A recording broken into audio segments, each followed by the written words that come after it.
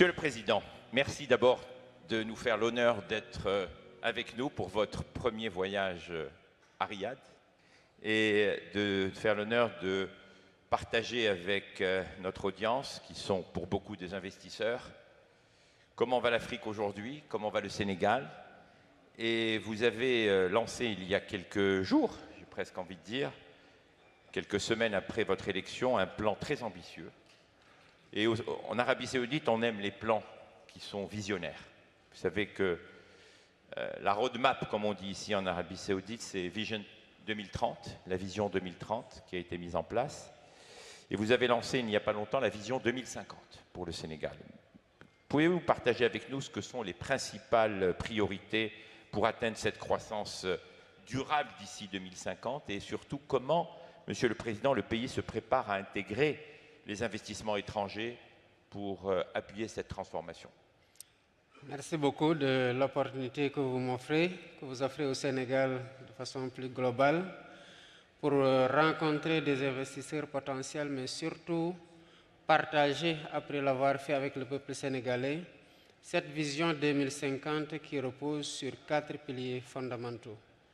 Comme vous le savez, depuis que nous sommes arrivés au pouvoir il y a de cela 7 mois, nous avons décidé de sortir de la logique des urgences électoralistes et de nous dire qu'il nous faut regarder très loin pour pouvoir mieux planifier et pouvoir prendre en charge de façon beaucoup plus large les préoccupations, mais surtout dans le cadre des solutions que nous devons trouver.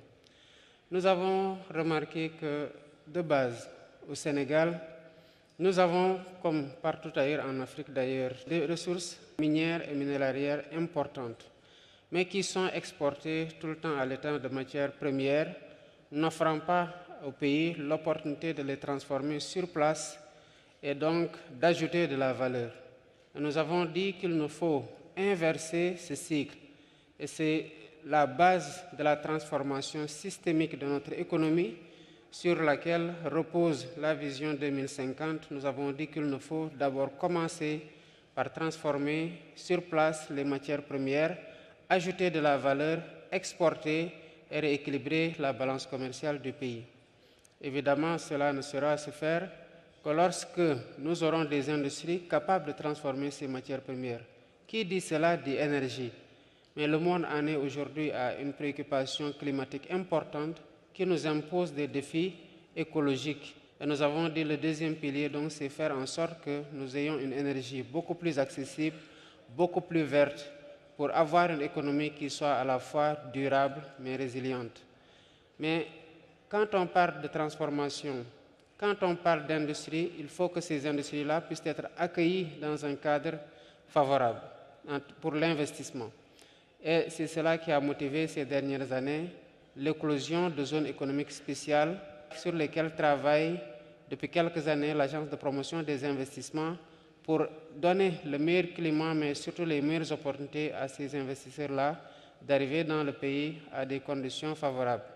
Et l'Agence de promotion des investissements est en train de faire un excellent travail en augmentant les zones économiques spéciales, en les rendant beaucoup plus attrayantes pour les investisseurs.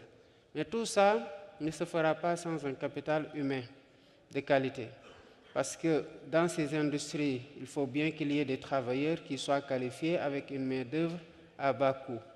Et voilà pourquoi nous avons redéfini le plan scolaire ou en tout cas la formation des jeunes en investissant plus dans la formation professionnelle, dans la formation technique pour faire en sorte que le marché de l'emploi colle au curricula dans lesquels ces jeunes-là sont formés. Si donc on retrace ces 4 piliers-là, vous verrez évidemment que nous sommes dans une logique transformatrice qui bouleverse totalement les créneaux dans le cadre desquels nous étions en train de travailler. Précisément, Monsieur le Président, rappelons quelques chiffres sur la jeunesse, les chiffres, la démographie au Sénégal notamment. Nous en parlions il y a quelques instants. Effectivement, le Sénégal est un pays très jeune. C'est à l'image de l'Afrique. Hein. Nous sommes 18 millions, mais dans ces 18 millions, les 9 millions ont entre 18 et 19 ans, un âge médian de 19 ans. 75% de la population sénégalaise aujourd'hui est composée de personnes qui ont moins de 35 ans. Vous voyez donc que c'est une population extrêmement jeune. Et dans la projection de l'agenda 2050, nous serons à peu près entre 38 millions et 40 millions. Autant dire que la population va doubler. 38 millions pour un continent qui, vous me le disiez il y a quelques instants, aura 2,5 milliards d'individus, c'est ça? C'est en cela que l'Afrique représente le futur. Parce qu'une population de 2 milliards 500 millions de personnes, avec autant de ressources, une jeunesse qui est ouverte aux technologies de l'information et de la communication, des leaders conscients qu'il faut qu'ils forment cette jeunesse-là pour que la main-d'œuvre soit qualifiée, un continent où tout est à bâtir sur le plan des défis énergétiques, des infrastructures. Évidemment, l'Afrique, c'est le futur sous ce rapport-là. Et voilà en quoi il est important pour les investisseurs de regarder de plus près l'Afrique, mais avec un œil de projection sur ces 2 milliards 500 millions de personnes. Pour le cas du Sénégal, nous sommes par exemple dans une communauté qui est la communauté économique des États de l'Afrique de l'Ouest, la CEDEAO. Aujourd'hui, c'est un marché de plus de 400 millions de personnes. Donc à l'horizon 2050, ce sera plus de 2 milliards de personnes où il y a une libre circulation des personnes et des biens qui en fait un marché commun. Et quand vous investissez par exemple dans un pays comme le Sénégal qui a une ouverture sur l'océan, qui a une stabilité politique, mais vous investissez sur un marché de près d'1 milliard de personnes à l'horizon 2050. Et 2050, c'est demain. On se rappelle tous du passage à l'an 2000, c'était hier. Donc, c'est bien de le souligner, Monsieur le Président. Dans le cadre, vous avez défini le cadre de la vision 2050. Est-ce qu'on peut être un peu plus spécifique sur comment vous allez diversifier votre économie et surtout quels sont les secteurs prioritaires pour nos investisseurs qui souhaiteraient investir au Sénégal en particulier? C'est en cela que vous voyez que tout est connecté. Quand on parle de diversification économique, nous parlions tout à l'heure de jeunesse. Qui parle de jeunesse aujourd'hui parle d'hyperconnectivité, d'attirance presque innée à ce que sont les nouvelles technologies de l'information et de la communication. Récemment, à l'Assemblée générale des Nations Unies, après l'Assemblée générale, je me suis rendu à la Silicon Valley. Pourquoi faire? Pour plaider et vendre un rêve que nous avons à cœur de réaliser dans les meilleurs délais d'un hub technologique au Sénégal dans le cadre d'un New Deal technologique. Le New Deal technologique consiste à dire à toutes ces entreprises des GAFAM et de toute autre entreprise de la FinTech mondiale, vous avez un pays où la jeunesse est extrêmement portée vers les nouvelles technologies de l'information et de la communication. Et nous avons des champions locaux, mais nous avons aussi des champions qui ont pris presque naissance au Sénégal, qui se sont ouverts très rapidement en Afrique. Le New Deal technologique consiste à prendre ces champions-là, à les donner comme modèle, à les sublimer, à donner aux jeunes la possibilité, comptant sur l'intelligence artificielle, leur attrait par rapport à cette technologie-là et le potentiel qu'ils ont de pouvoir véritablement les amener vers des métiers numériques qui offrent beaucoup de potentiel. À côté du numérique, vous avez l'agriculture. 2 milliards 500 000 bouches à nourrir le matin, à midi et le soir. Donc évidemment qu'il nous faut investir énormément dans l'agriculture pour la souveraineté alimentaire de nos pays et donc de ces 2 milliards 500 millions de personnes et même d'autres parties du monde parce qu'il faut penser être excédentaire et évidemment exporter. À part la sécurité alimentaire, l'agriculture, la technologie, l'énergie aussi, non? Ah oui. Le Sénégal va devenir bientôt une puissance énergétique. Nous sommes aujourd'hui à 110 francs le kilowattheure. Notre ambition quand on est arrivé, c'est de faire que le kilowattheure baisse au moins jusqu'à 60%. Et au niveau de l'Agence de promotion des investissements, nous avons un projet phare de près de 4 gigawatts d'énergie solaire. Nous sommes en train d'explorer tous les créneaux pour pouvoir avoir une énergie beaucoup plus propre, mais surtout à moindre coût. Mais l'un des projets aussi qui peut aller très rapidement, c'est qu'on a récemment découvert beaucoup de gaz offshore au Sénégal. Et nous cherchons un troisième partenaire pour ce gaz-là. C'est d'autant plus important pour nous que ce gaz-là ouvre des perspectives pour l'agriculture parce que c'est connecté après le gaz to power pour baisser la facture énergétique, mais c'est connecté à des usines de durée pour avoir une agriculture beaucoup plus performante. Donc il y a une certaine connectivité entre aujourd'hui ce que nous sommes en train de faire sur le plan de l'énergie, mais que nous essayons de socler aussi à ce qui doit booster l'agriculture, notamment la production d'engrais, d'urée avec le phosphate. Monsieur le Président, comment les investisseurs peuvent accompagner tous vos projets industriels, diversification économique, en appuyant ce qui est le plus important, le capital humain? Nous sommes en train de booster des initiatives qui existaient et de concevoir de nouvelles initiatives pour pouvoir toucher le maximum de jeunes et de femmes. Au Sénégal, chaque jeune que vous voyez est porteur d'un projet. Chaque femme que vous voyez est porteuse d'un projet. On dit chez nous que c'est les femmes qui se réveillent à 5 heures du matin pour aller prendre le poisson des marailleurs et le revendre au marché pour pouvoir soutenir la famille. Autant dire qu'elles sont très battantes.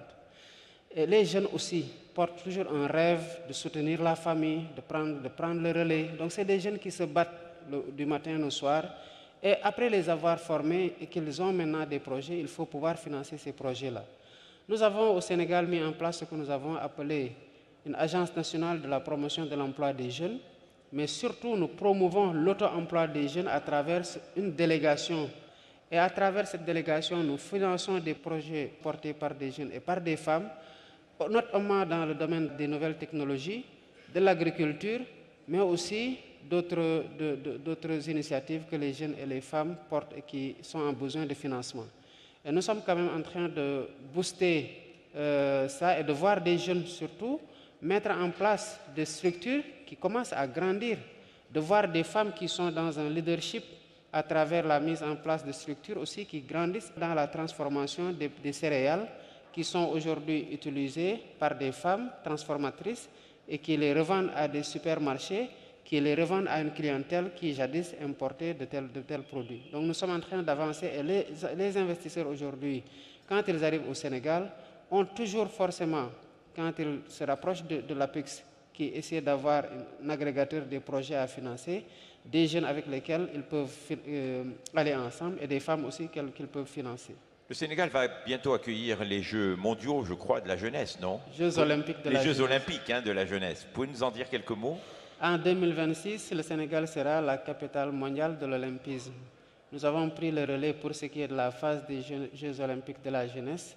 Et le pays est en train de se préparer. Comme vous le savez, c'est un pays de sport, c'est un pays d'ambiance, c'est un pays de rythme. Et récemment, le comité international olympique est passé à Dakar avec son président pour voir où est-ce qu'on en était. Et ils sont totalement satisfaits du niveau d'avancement des engagements qui sont pris par le Sénégal. Ils sont arrivés juste au moment où nous avons tenu un conseil interministériel réservé aux Jeux.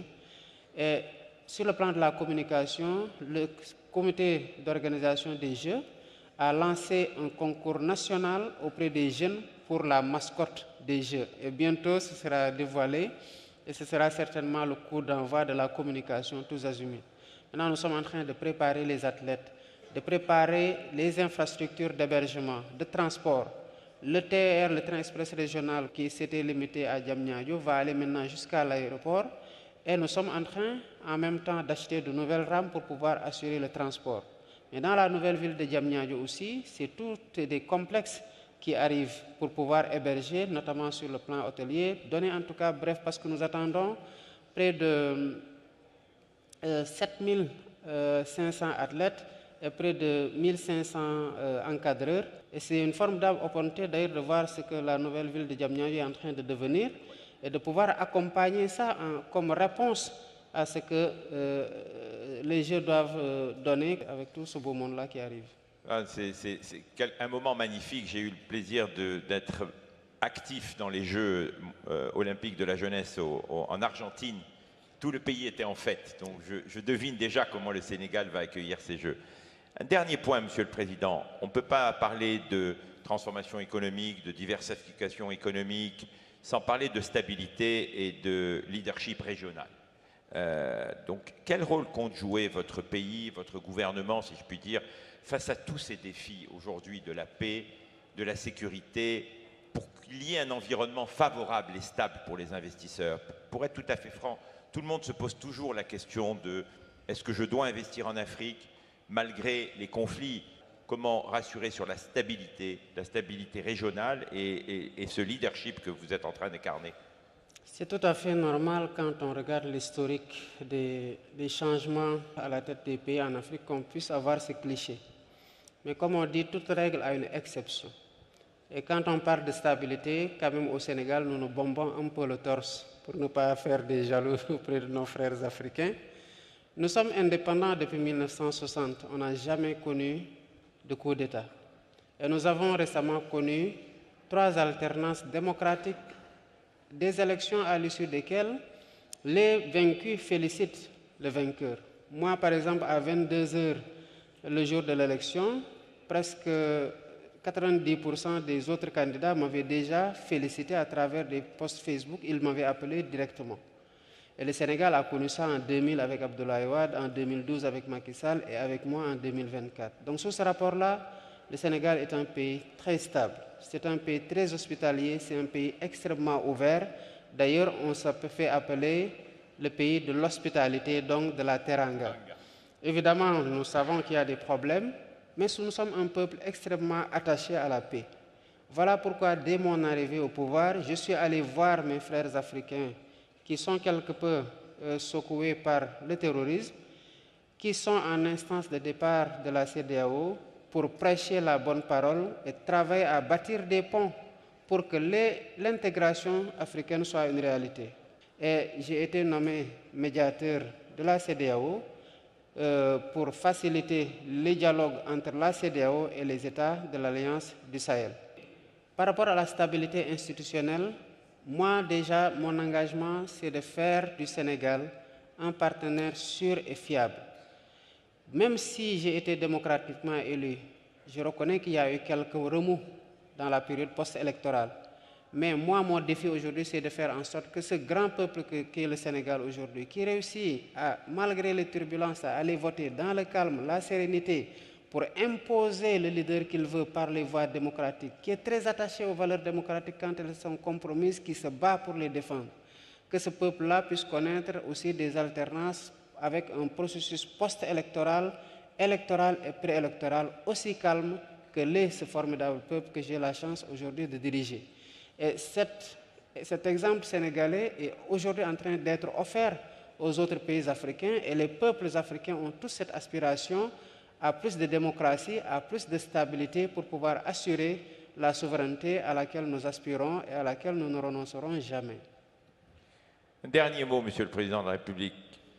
Quel message ferez-vous passer à nos amis qui sont dans la salle, qui viennent du monde entier, qui cherchent des opportunités? Pour citer Son Altesse Royale, le prince Mohammed Ben Salman, quand il a créé cette conférence il y a 8 ans, il avait dit « Je veux que ce soit la place où les gens viennent pour comprendre dans quel secteur et dans quelle géographie investir ».